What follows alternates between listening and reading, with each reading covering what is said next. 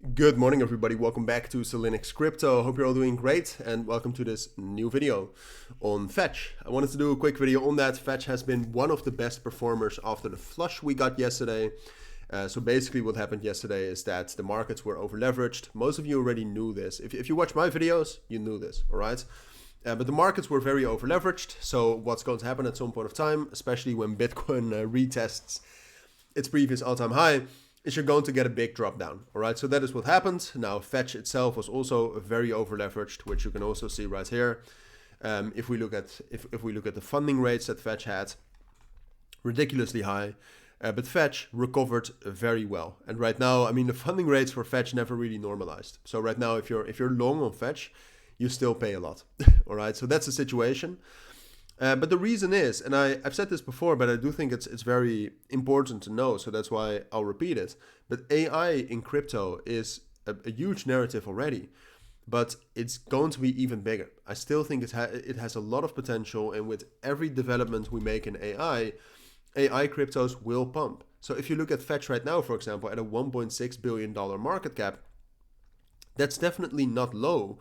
But if you then look at some other cryptos which are ahead of it, you see Algorand, you see Dog with Hats at a $2.1 billion market cap, while AI in crypto, arguably at least, has real value. So I think the potential is still endless. And what we've seen in the last period of time, and by the way, you can also see right here that AI is, or used to be, one of the best recoverers earlier this morning since the flush. But Fetch has proven itself to be the strongest mover in the AI narrative. So therefore, if you want exposure to AI, I would probably wait for some sort of a new flush. Like, this was the ideal moment to get in. But in general, I think Fetch you should have that in your portfolio if you want exposure to AI, because it has proven itself to be the strongest performer. But all right, that's fundamentally why I like Fetch. If we technically look at it, the situation right now, which is pretty interesting, is basically the same as it was yesterday, all right? If we technically look at Fetch, what you see is that up until Sunday, we had a ton of momentum coming in. And you can also see that if you look at some other numbers, for example, right here, if we can find those. But yeah, if you look at some other numbers right here, you can also see that the momentum was incredibly high the 1st of March, for example, but again, also got up to those levels the 5th of March, yesterday. However, we haven't really broken above our main resistance level yet at $2. And then we also have not had a major bearish breakout, because 1.5 psychological level plus the 382 fib right here has never been broken as well. So I would say that Fetch right now is consolidating between $2 and 1.5. I would say that's the situation.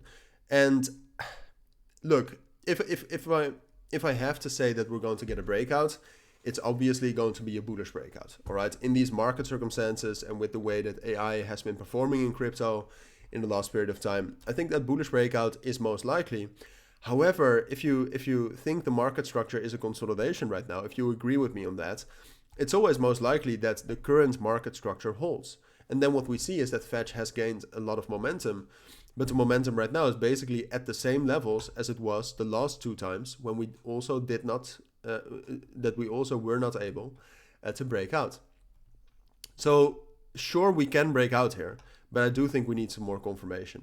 Like, there's this small key level right here at 1.85.